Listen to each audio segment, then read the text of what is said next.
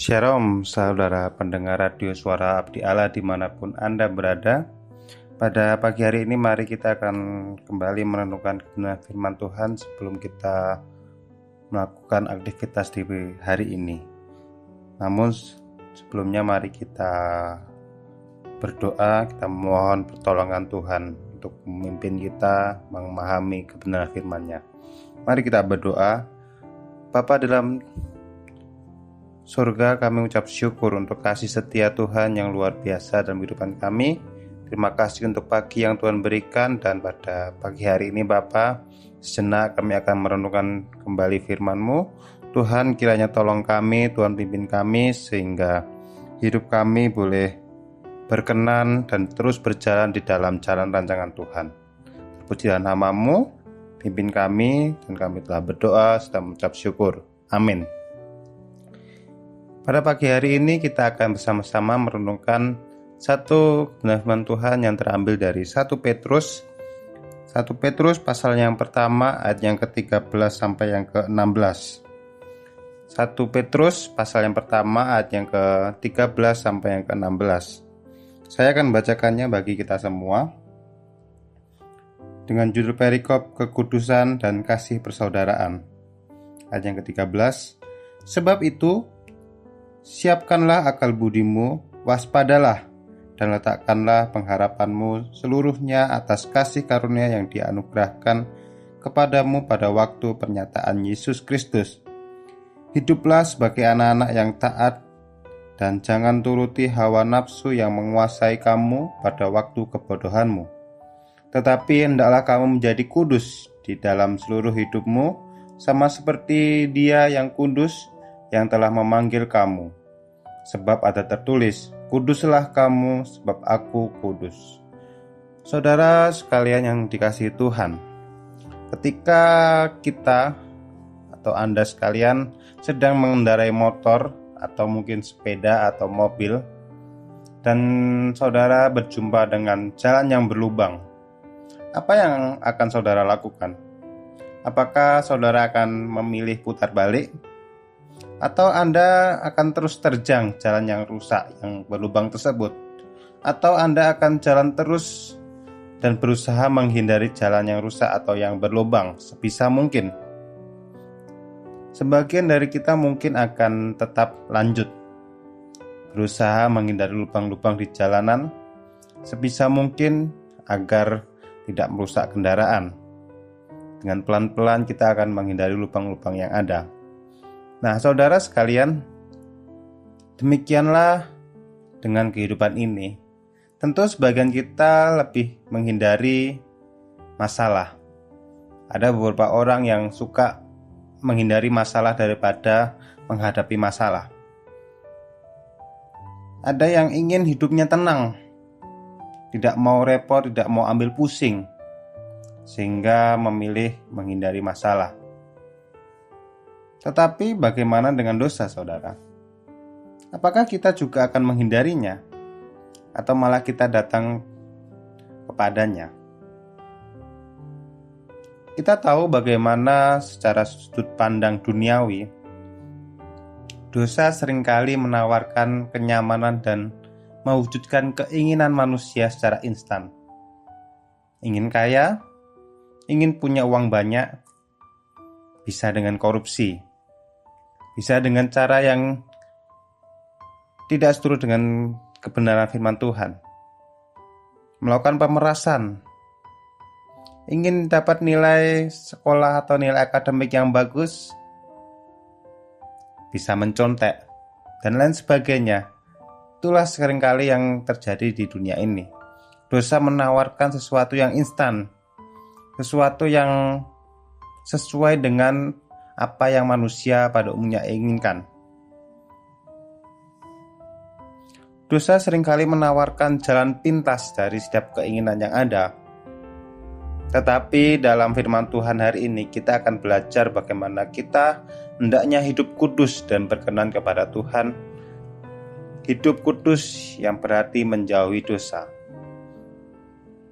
Saudara-saudari terkasih yang dalam Tuhan, para pendengar radio suara Abdi Allah dimanapun Anda berada, bila kita melihat dalam surat 1 Petrus ini, yang mana surat ini ditulis oleh Rasul Petrus yang ditunjukkan kepada orang-orang yang telah ditobatkan atau yang telah bertobat, di mana ada tafsiran itu mengatakan bahwa itu orang-orang Yahudi yang kembali dari Babel.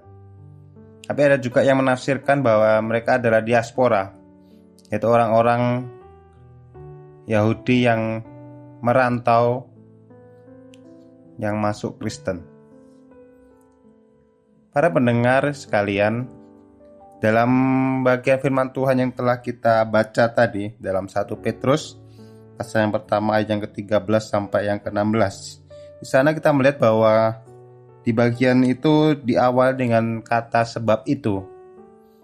Nah, ini merujuk kepada pernyataan Rasul Petrus yang mengingatkan kepada orang-orang Kristen bahwa mereka, dan juga termasuk kita yang telah membaca firman ini, telah diselamatkan oleh iman, oleh kasih karunia, dan bahwa segala pencobaan yang dialami oleh umat-umat percaya adalah untuk memurnikan iman. Dari bagian ini Rasul Petrus mengingatkan kepada mereka, pada jemaat termasuk kita, untuk mempersiapkan akal budi, waspada, dan meletakkan pengharapan di atas kasih karunia. Dan kali ini kita akan belajar 3 hal ini, yaitu menyiapkan, waspada, dan meletakkan. Dalam bagian sebelumnya Rasul Petrus mengingatkan bahwa kita tidak terhindarkan dari penderitaan, pencobaan, dan bisa juga penganiayaan oleh karena iman.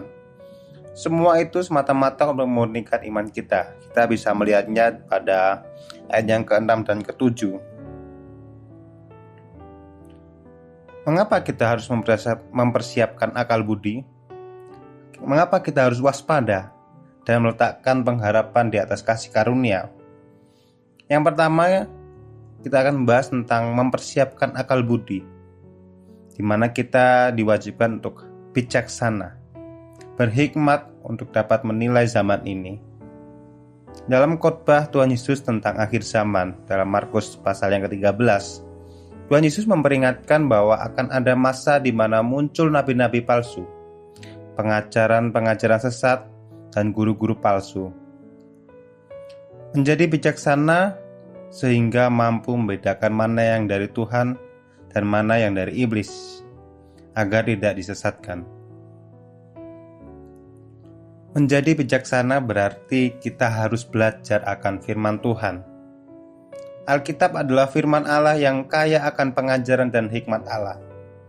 Melalui firman Tuhan, Allah berbicara, memberikan apa yang Allah pikirkan dan inginkan dari kehidupan kita anak-anaknya. Mempersiapkan akal budi artinya kita harus memiliki dasar pikiran yang benar. Kita harus memiliki kebenaran dalam pikiran kita. Firman Tuhan adalah pusat dan pengetahuan yang sejati. Bila kita mengingat pada Amsal pasal yang pertama, kita diperlihatkan bagaimana kita adalah umat Tuhan, hendaknya tunduk dan taat, belajar dan berjalan sesuai dengan apa yang Tuhan inginkan melalui kebenaran firman-Nya. Tanpa pondasi yang benar, tanpa adanya pondasi yang kuat, tidak mungkin kita dapat berakal budi yang sesuai dengan kebenaran firman. Oleh sebab itu, mari saudara-saudari sekalian, kita persiapkan akal budi kita. Kita siapkan pikiran kita menjadi bijaksana dengan cara tekun belajar firman Tuhan dan memohon pada bimbingan Roh Kudus. Bagian yang kedua juga kita akan belajar tentang waspada. Setelah kita mempersiapkan akal budi kita juga hendaknya harus waspada, yang artinya siap sedia dan berjaga-jaga. Tuhan Yesus pernah mengingatkan bahwa kedatangan akhir zaman atau zaman akhir tidak kita ketahui. Maka berjaga-jaga dan waspada sehingga kita tidak masuk ke dalam pengajaran yang sesat dan tipu muslihat iblis. Rasul Petrus juga mengingatkan bahwa iblis berkeliling seperti singa yang mengaum mencari mangsa, seperti dalam 1 Petrus pasal yang ke-5 ayat yang ke-8. Saudara-saudari sekalian, Sebagai contoh, seorang tentara dilatih untuk siap sedia. Bahkan mereka pun tidur dengan memegang senjata. Dengan keadaan senjata dipegang dengan baik, tangan berada di samping pelatuk, sehingga ketika ada suatu pergerakan yang asing di luar dari kelompok mereka bisa langsung sigap, siap menghadapi musuh yang ada. Demikian juga hendaknya kita, saudara. Walaupun keadaan mungkin terlihat tenang, damai, keadaan mungkin terlihat baik-baik saja, tapi jangan sampai kita lengah sedikit pun. Berwaspada itu penting sebagai orang percaya. Kita melihat bagaimana iblis tidak pernah senang bila hidup orang percaya berada dalam damai dan ketaatan. Iblis selalu bekerja di sekeliling kita, saudara. Berusaha menjatuhkan manusia ke dalam dosa. Ia mengintai terus-menerus, mencari celah agar dapat masuk dan menghancurkan kerohanian kita. Maka dari itu perlu kita waspadai, karena iblis juga hadir terkadang seperti malaikat terang, seperti yang dikatakan oleh Alkitab, seolah-olah membawa pengharapan yang indah di awal, tapi dapat menghancurkan kita di akhir. Berjaga-jaga dalam doa dan pengharapan, serta berpegang dalam firman Tuhan, itulah kuncinya, saudara. Karena yang membuat kita siap siaga ialah kuasa Roh Kudus. Kita lemah, kita terkadang terlena oleh keadaan yang baik-baik saja. Tetapi kita bersyukur bila mana ada Roh Kudus yang selalu senantiasa mengingatkan kita, senantiasa menolong kita, senantiasa memampukan kita, menguatkan diri kita. Bila tidak ada Roh Kudus, mungkin kita sangat mudah jatuh. Bahkan para murid pun ketika Tuhan Yesus berdoa di Taman Getsemani, mereka tertidur, saudara. Mereka lengah, mereka tidak kuat menahan kantuknya. Maka dari itu, saudara sekalian, mari untuk dapat berjaga-jaga, untuk dapat waspada, mari kita dekatkan diri pada kuasa Kristus yang membawa kekuatan bagi iman kita. Mari kita terus memohon pertolongan Roh Kudus yang menguatkan kita, sehingga kita dapat berjaga-jaga, dapat waspada, walaupun keadaan terlihat baik-baik saja. Dan yang ketiga, kita juga belajar meletakkan pengharapan di atas kasih karunia. Pengharapan berarti penantian, yaitu menantikan yang baik. Hasrat dalam diri atau keinginan akan sesuatu hal di masa depan dapat terpenuhi. Memusatkan pandangan kepada Kristus, di mana kita tahu bahwa kasih karunia yaitu keselamatan. Dalam Roma pasal yang ke-8 ayat ke-24 sampai yang ke-25, di sana kita melihat bagaimana pengharapan itu menimbulkan ketekunan.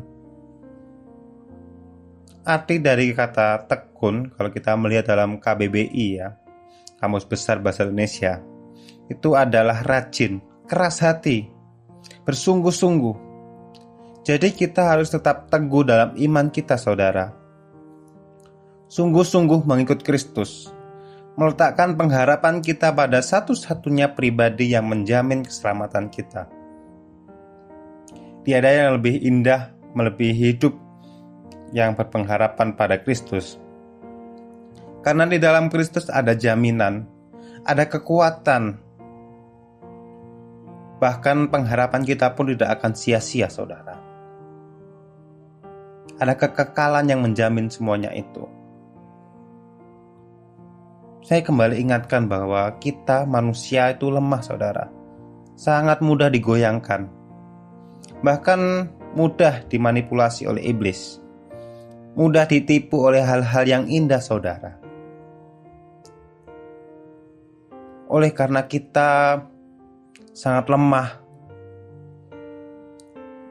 kita perlu bersandar dan pengharapan kepada Kristus, sehingga kita dapat dikuatkan, dapat dimampukan untuk bertahan menghadapi tantangan iman. Tujuan dari semuanya itu yaitu supaya kita tidak tersesat, saudara, dan menyangkali Kristus. Kita tidak melenceng atau keluar dari pengajaran Kristus. Seperti yang di bagian selanjutnya dalam 1 Petrus pasal yang pertama tadi, supaya kita hidup dalam kekudusan, hidup seperti Kristus. Itulah mengapa kita perlu mempersiapkan akal budi kita. Kita harus waspada dan kita harus terus meletakkan pengharapan di atas kasih karunia, supaya kita tetap menjaga kehidupan yang baik, yang benar di hadapan Tuhan, hingga pada akhirnya kita dapat dinyatakan setia pada Kristus. Selain dari 3 hal ini juga Rasul Petrus mengingatkan supaya kita hidup dalam kekudusan, saudara, menjauhi hawa nafsu kedagingan, tidak kembali kepada kehidupan yang lama, yaitu hidup dalam dosa. Sebenarnya bagian ini merupakan suatu proses kepada kekudusan, karena bila kita ingat bagaimana proses manusia jatuh ke dalam dosa, kita melihat ini adalah kebalikannya. Proses manusia jatuh dalam dosa dimulai dari kedatangan iblis yang tak terduga, mengubah pola pikir dan akhirnya manusia jatuh dalam dosa. Mereka kehilangan pengharapan lagi. Oleh karena kasih karunia Allah, hidup kita yang telah rusak kembali dikuduskan oleh darah Kristus. Sebagai orang-orang percaya, kita dituntut untuk seperti Kristus, yaitu hidup kudus, dengan cara tidak menuruti hawa nafsu dan tidak membiarkan diri kita disesatkan, yang artinya kita harus berjaga-jaga. Jadi seperti halnya yang di awal saya jelaskan, bahwa surat ini ditunjukkan kepada orang-orang Kristen yang berada di perantauan, yang mana mereka tinggal bukan di lingkungan orang-orang Yahudi. Mereka tinggal bukan di lingkungan orang-orang percaya, tapi mereka tinggal di tengah-tengah orang yang tidak percaya. Petrus berharap bahwa mereka tetap menjaga kekudusan hidup mereka dan iman mereka apapun yang terjadi dan dimanapun mereka berada. Seperti halnya mereka, demikian juga dengan kita. Sebagian besar dari kita hidup di tengah-tengah lingkungan orang yang tidak percaya pada Kristus. Sebagian besar kita tinggal bahkan di tempat kerja kita pun tidak 100% orang-orang percaya. Bahkan dalam keluarga kita pun mungkin di antara kita ada yang omnya, tantenya itu adalah orang yang di luar Kristus. Atau keluarga dari ayah atau keluarga dari ibu adalah orang-orang di luar Kristus. Maka dari itu penting bagi kita untuk menjaga kekudusan kita. Tidak ikut arus dunia ini, saudara. Tidak mengikuti kehidupan mereka yang tidak mengenal Kristus. Dalam masa-masa akhir zaman, haruslah kita tetap menjaga kekudusan hidup kita dan iman kita kepada Kristus, karena di masa tersebut kita benar-benar diperhadapkan dengan masa yang sulit sebelum kedatangan hari Tuhan, seperti dalam Markus pasal yang ke-13, yaitu ada penganiayaan, pencobaan, penderitaan, dan juga penyesatan dengan hadirnya guru-guru palsu dan pengajar sesat. Kapan masa itu? Bisa saja saat ini, saudara. Kita melihat banyak sekali pengajaran di saat ini, yang banyak dan ragamnya begitu banyak, saudara. Ada yang baik, ada yang tidak. Lantas apa yang kita lakukan ketika kita sudah menyadari bahwa masa-masa yang dikatakan Tuhan Yesus itu telah datang, masa-masa adanya penganiayaan, penderitaan, dan penyesatan itu datang? Maka dari itu mari, saudara, kita teguhkan iman kita. Kita hidup dalam kewaspadaan, hidup dalam kekudusan, dan selalu berjaga-jaga senantiasa, sehingga ketika Kristus datang untuk yang kedua kalinya, kita didapati sebagai orang-orang, sebagai umat Tuhan yang setia sampai akhir. Demikianlah firman Tuhan pada pagi hari ini. Biarlah ini boleh menjadi pedoman kita untuk menjalani segala aktivitas kita hari ini dan hari-hari ke depannya nanti. Mari kita akhiri dalam doa. Tuhan Yesus yang baik, terima kasih untuk firman Tuhan. Terima kasih ya Bapa untuk firman-Mu telah mengingatkan kami Bapa. Dunia begitu jahat. Kami tinggal di kehidupan di tengah-tengah lingkungan yang tidak mengenal Engkau, tidak percaya pada Engkau. Kami sangat mudah goyah, kami sangat mudah mengikuti arus dunia yang jahat ini Tuhan. Tapi melalui firman-Mu kami diingatkan untuk terus berwaspada, memiliki pondasi pikiran iman yang kuat, yang kokoh. Dan kami terus bersandar pada pengharapan di dalam Kristus, bersandar pada kekuatan Roh Kudus-Mu Tuhan. Bapa, kami mohonkan pada pagi hari ini, Tuhan kiranya membimbing hidup kami. Tuhan terus menguatkan kami, mengajar kami setiap hari. Dan biarlah hidup kami terus berada dalam jalan rancangan Tuhan. Terima kasih ya Yesus, terima kasih ya Bapa. Inilah hidup kami serahkan hidup kami dalam pimpinan kasih-Mu Tuhan.